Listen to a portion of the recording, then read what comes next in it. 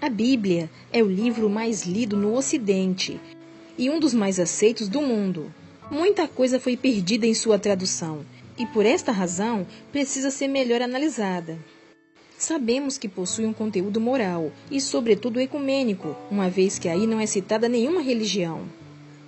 Na Primeira Aliança, o Velho Testamento, predomina o monoteísmo, condução do povo para um único Deus.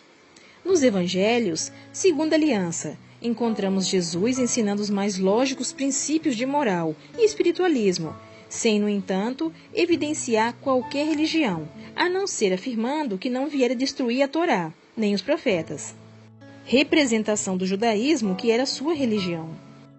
A Bíblia passou por muitas fases até chegar ao seu estágio atual. Desde a sua língua original até chegar ao Ocidente, passou do hebraico para o grego, daí para o latim, depois para os diversos idiomas ocidentais e finalmente para o português, até nossas mãos. O interessante nisso tudo é que são encontradas muitas diferenças de traduções entre elas. Certamente foi a questão pessoal que cada corrente religiosa colocou em sua tradução. Sempre nos surpreendemos ao ouvir pessoas afirmarem que a Bíblia condena o espiritismo. Não é difícil concluir que houve uma desnaturação dos conceitos mais evidentes da Bíblia, adulterando-se a sua verdadeira essência. Na verdade, a Bíblia, em sua língua original, não condena o espiritismo, pois este nem existia na época em que os profetas receberam os seus livros sagrados.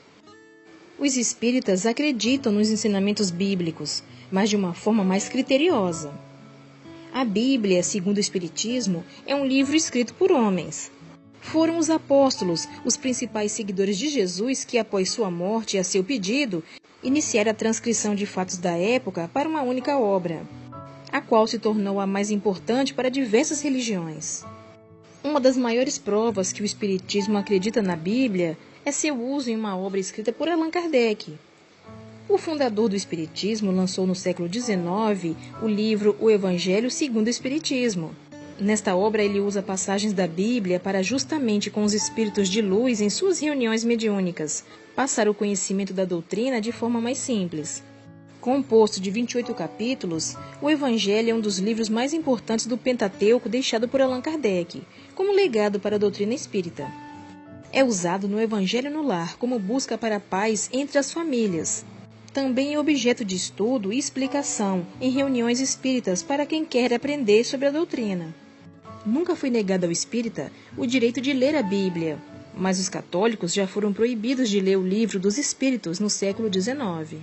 O Evangelho foi escrito com o intuito de ensinar à luz do Espiritismo o conhecimento deixado por Jesus. A Bíblia, segundo o Espiritismo, é tratada como uma obra antiga e registro fundamental da passagem de Nosso Senhor Jesus, mas com olhos, pensamentos e uma mente racional. Ela é uma obra criada em uma realidade social muito diferente da atual, e muitos autores espíritas levam em consideração esse ponto.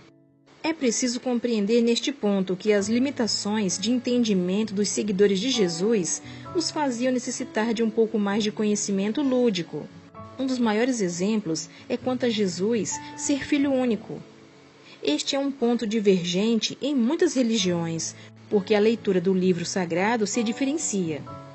Para os espíritas, Jesus tinha irmãos e uma grande família, mesmo sendo ele o filho mais notável por seus feitos para a humanidade. Alguns estudiosos da doutrina espírita acreditam que é apenas uma necessidade de outras religiões de louvar o Filho de Deus, eliminar os irmãos de Jesus e o tornar um santo, ou enviado de Deus, fruto de uma gravidez de uma mulher virgem. A sociedade do tempo de Jesus tinha conhecimentos limitados sobre Deus e precisava aprender na prática os seus ensinamentos, e isso justifica as parábolas. Os contos sobre as experiências de Jesus e a forma como ele ensinava a seus seguidores é lúdica. Seria impossível, por exemplo, para a sociedade hebraica daquele tempo entender que o espírito é imaterial, universal e eterno, que não há morte, apenas abandono do corpo material para uma nova existência. Acostumados a se despedir e enterrar seus irmãos, e muitos sem a capacidade de ler e escrever, os hebreus jamais entenderiam o conceito de imortalidade espiritual. A melhor forma encontrada para aquele meio social foi falar em parábolas. Por meio de situações práticas e mostrando sempre o bom coração e evolução moral, Jesus ensinou a seus discípulos conceitos de fé, companheirismo, acreditar em Deus como o único Criador e Pai e como perdoar e aprender com os erros. O texto original da Bíblia está escrito em hebraico. Recebeu traduções ao longo dos séculos e adaptações quando palavras deixaram de existir nos diferentes idiomas para adaptar a leitura para a realidade vigente. A Bíblia, segundo o Espiritismo, já é uma versão moderna do século XIX. Em 21 séculos de existência, não há como mensurar quantas modificações e quais o texto recebeu, uma vez que os originais não existem mais. Mas quando se trata de doutrina espírita, os 5 livros escritos pelo pedagogo francês Allan Kardec são os mais importantes. As obras lançadas no século XIX são frutos de estudos científicos do autor sobre fenômenos espíritas em reuniões com médiuns. As informações foram fornecidas por espíritos evoluídos e estão compiladas em 5 livros: o Livro dos Espíritos, o Livro dos Médiuns, o Evangelho segundo o Espiritismo, o Céu e o Inferno e a Gênese. Esses são os livros de estudo sobre a doutrina espírita. Quando se trata de aprender mais sobre a religião que mais cresce no mundo, eles são os principais.